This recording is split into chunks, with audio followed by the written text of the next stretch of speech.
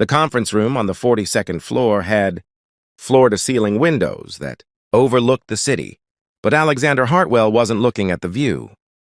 He sat at the head of the long glass table, surrounded by lawyers and accountants and board members, all of them wearing expressions that ranged from sympathetic to frustrated. The late morning sun streamed in through those windows, but it might as well have been midnight for all the hope Alex felt. He was 34 years old, with dark hair styled, back and the kind of classic features that had once graced Business magazine covers when Hartwell Industries was on the rise.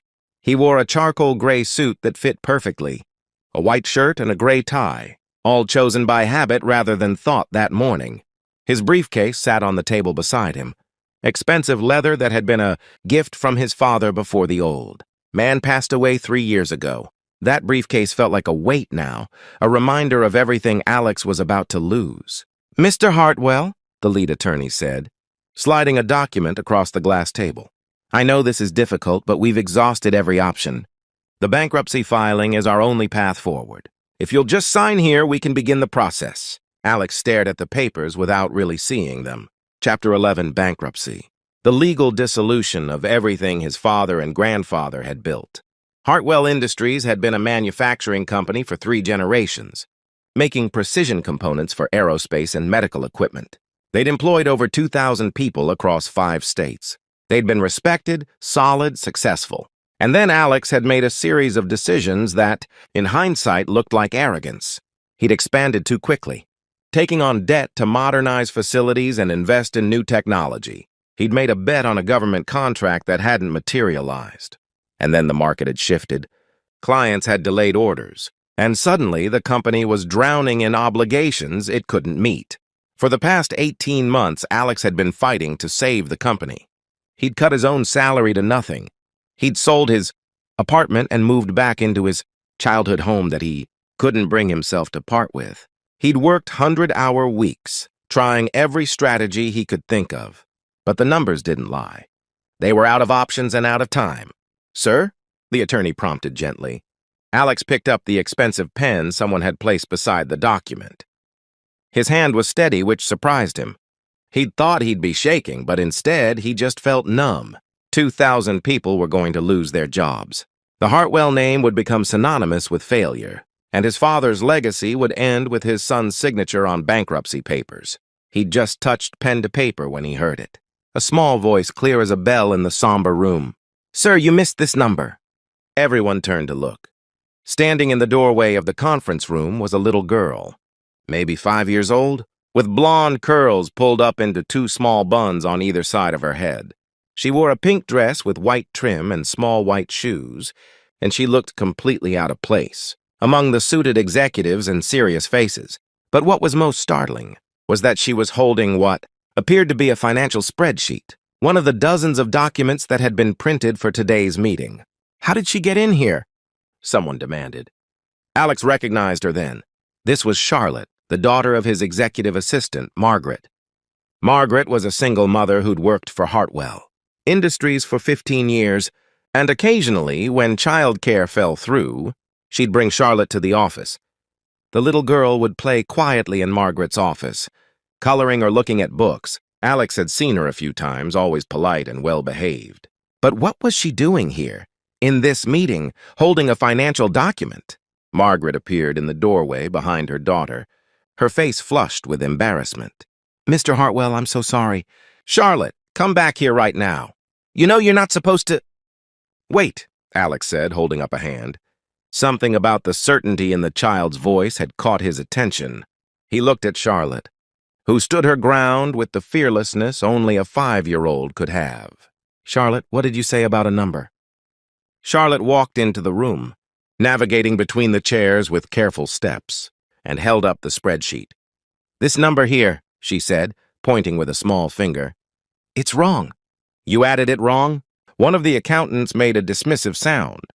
"Mr. Hartwell, with all due respect, we don't have time for—" "Show me," Alex said to Charlotte, ignoring the accountant. He gestured to the chair beside him, and Charlotte climbed up onto it, kneeling so she could see over the table. She laid the spreadsheet flat and pointed to a column of numbers. "See? This says 78 million, but that's not right." If you add these numbers here, her finger traced down a column, it should be 78,000. Someone put too many zeros. The room went very quiet. Alex leaned over to look at where Charlotte was pointing, and his heart began to beat faster. She was right. The number she was indicating was in a section detailing outstanding accounts, receivable, money that clients owed to Hartwell Industries. And if she was correct, if that really should be 78,000 instead of 78 million, then that's impossible, the lead accountant said, standing up and moving around the table. We've checked these numbers a dozen times. But Alex was already pulling his laptop closer, opening the master spreadsheet that fed into all their financial projections. His fingers moved quickly across the keyboard, navigating to the accounts receivable ledger. And there it was. A data entry error from 3 months ago, one number transposed, turning thousands into millions. The error had cascaded through every subsequent calculation, making their receivables look massively inflated and their cash flow look far worse than it actually was. "Oh my God," Alex breathed. He looked up at his team, hardly daring to believe what he was seeing. "She's right. This number is wrong. It's been wrong for 3 months." Chaos erupted in the conference room. Accountants crowded around the laptop, checking and rechecking. The CFO was already on her phone, pulling up backup files. Margaret stood frozen in the doorway, one hand over her mouth, as Charlotte sat calmly in the chair beside Alex, swinging her small legs and looking pleased with herself. "How did you find this?" Alex asked her, his voice full of wonder. Charlotte shrugged. "I saw the papers on Miss Margaret's desk. They had lots of numbers, and I like numbers. I was doing the addition in my head while I waited for Mommy to finish working, and that one didn't match. I told Mommy, but she said not to bother you because you were in an important meeting. But you came anyway," Alex said. "You looked sad through the window," Charlotte said simply. "And the number was wrong. I thought you should know." Over the next 2 hours, as the team worked feverishly to verify and recalculate everything, the full picture emerged. The error had originated with a new accounting software system they'd implemented months ago. A single incorrect entry, combined with a formatting glitch, had created a snowball effect. Their actual financial position, while still challenging, was nowhere near as catastrophic as they'd believed. "We're not out of the woods," the CFO told Alex. "We still need to restructure some debt and negotiate with creditors. But Mr. Hartwell, we're not bankrupt. Not even close. With the correct numbers, we can secure bridge financing. We can survive this." Alex felt like he could breathe for the first time in months. He looked around the conference room at his team, saw the relief and cautious hope on their faces, and then his eyes found Charlotte. She'd gotten down from the chair and was back with her mother, holding Margaret's hand. "Charlotte," he said, his voice thick with emotion. "Come here for a second, please." The little girl approached him, and Alex crouched down so he was at her eye level, the way he'd seen parents do with their children. "You just saved this company," he told her. "Do you know what that means? 2,000 people get to keep their jobs because you looked at some numbers and noticed something that all the adults in the room missed. You're a hero." Charlotte considered this seriously. "Will Miss Margaret still have her job too?" "Yes," Alex said, and he felt tears threatening for the first time that day. "Your mom will definitely still have her job." "Good," Charlotte said. She was worried about that. "She didn't think I knew, but I heard her on the phone with Grandma last night. She was crying." Alex looked up at Margaret, saw the tears streaming down her face now, and understood. Margaret, like everyone else in the company, had been terrified about what bankruptcy would mean for her family, and this remarkable child had somehow sensed that and had done something about it. "Charlotte," Alex said, "how did you know how to add all those numbers? That's pretty complicated math for someone your age." "I just like numbers," Charlotte said. "They make sense. They always work the same way. My teacher says I'm good at math." "Your teacher is right," Alex said. "You're very good at math. Better than some of our accountants, apparently." That got a laugh from the room, breaking the tension. Charlotte beamed at the praise. Over the following weeks, as Hartwell Industries worked to correct their financial records and restructure their obligations, Alex couldn't stop thinking about Charlotte. He did some research and learned that she attended a public school that was struggling with funding cuts. He discovered that her teacher had been trying to get her into gifted programs, but Margaret couldn't afford the additional costs or the transportation to schools that were further away. Alex made some calls. He established a scholarship fund, anonymously at first, that would cover Charlotte's education from kindergarten through college, including any specialized programs for gifted students. He reached out to the local school district and arranged for funding for their math and science programs, with Charlotte's school as the pilot site. But more than that, he started to rethink everything about how Hartwell Industries operated. Charlotte's innocent observation hadn't just caught an error. It had revealed something deeper. The company had become so focused on growth and expansion that they'd lost sight of the details that mattered. They'd implemented systems without adequately testing them. They'd moved so fast that they'd stopped checking their work. Alex called a company-wide meeting and told the story of how a 5-year-old had saved them from bankruptcy by noticing something all the experts had missed.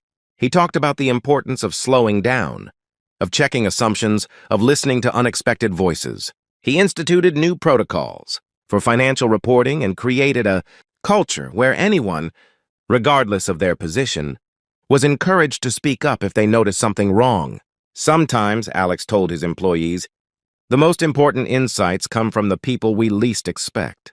Charlotte didn't have an MBA or decades of experience, but she had a clear eye and the courage to speak up. That's what we need more of here. The company began to turn around. With their real financial position clarified, they were able to secure the funding they needed. They renegotiated contracts, restructured their debt, and slowly began to rebuild. It wasn't easy, and there were still plenty of challenges, but they were no longer facing extinction. 6 months after Charlotte had walked into that conference room, Alex invited Margaret and her daughter to his office. He decorated it with balloons and had a cake waiting. When they arrived, looking confused, Alex had them sit down. "Charlotte," he said, "I wanted to tell you something. Remember when you found that number mistake?" Charlotte nodded solemnly. "Well, because you did that. Because you had the courage to speak up even though you were just a little girl and we're all busy adults. You saved 2,000 jobs. You saved this company. And I wanted to say thank you properly." He handed her an envelope. Inside was a certificate, beautifully printed and framed, naming Charlotte as an honorary financial consultant to Hartwell Industries. It was signed by Alex and every member of the board. Charlotte's eyes went wide. "What's a consultant?" "It's someone very smart who helps solve problems," Alex explained. "And that's exactly what you did." He turned to Margaret. "And I wanted to tell you something, too. You've been with this company for 15 years. You've been loyal and hardworking, and you've raised a remarkable daughter. As of today, you're being promoted to Director of Operations, with a significant salary increase and full benefits." Margaret burst into tears. "Mr. Hartwell, I don't know what to say." "Say yes," Alex said with a smile. "We need good people in leadership positions. People who understand what this company means to the families who depend on it. You're one of those people." As Margaret and Charlotte left his office that afternoon, the little girl carrying her framed certificate with pride, Alex stood at his window and looked out over the city. He thought about how close they'd come to disaster, and how one observant child had changed everything. His phone buzzed with a message from the CFO. "Q2 numbers are looking good. We're going to make it." Alex smiled. They were going to make it, not because of brilliant strategy or aggressive cost-cutting, but because a 5-year-old girl had paid attention to the details and had been brave enough to say something. Years later, when Charlotte was in high school and already taking college-level mathematics courses, she would sometimes visit Hartwell Industries. The company had become one of the most respected manufacturers in the country, known not just for their products, but for their ethical practices and employee-focused culture. Alex would tell new employees the story of how the company had nearly failed and how they'd been saved by the youngest consultant they'd ever hired. It became part of the company's legend, a reminder that solutions could come from anywhere if you were willing to listen. And Charlotte, who would eventually earn a PhD in applied mathematics and return to Hartwell Industries as their chief analytics officer, would remember that morning when she'd walked into a room full of sad-looking adults and had pointed out a number that was wrong. She'd been just a little girl who liked math and didn't want her mother to cry anymore. She hadn't known she was saving a company or changing lives. She'd just known that the numbers didn't add up, and someone needed to know. That's the thing about truth, Alex would think whenever he told the story. It doesn't care about your age or your title or your experience. It just is. And sometimes all it takes is one person brave enough to point it out, even when that person is 5 years, old and barely tall enough to see over the conference table. Charlotte had given him more than a corrected number that day. She'd given him a lesson about humility, about listening, and about the unexpected places where wisdom can be found. She'd reminded him that the most complex problems sometimes have simple solutions, if only we're willing to see them. And she'd saved not just a company, but the lives and livelihoods of thousands of people who depended on it, all because she noticed a number was wrong and had the courage to say so. That's what heroes do.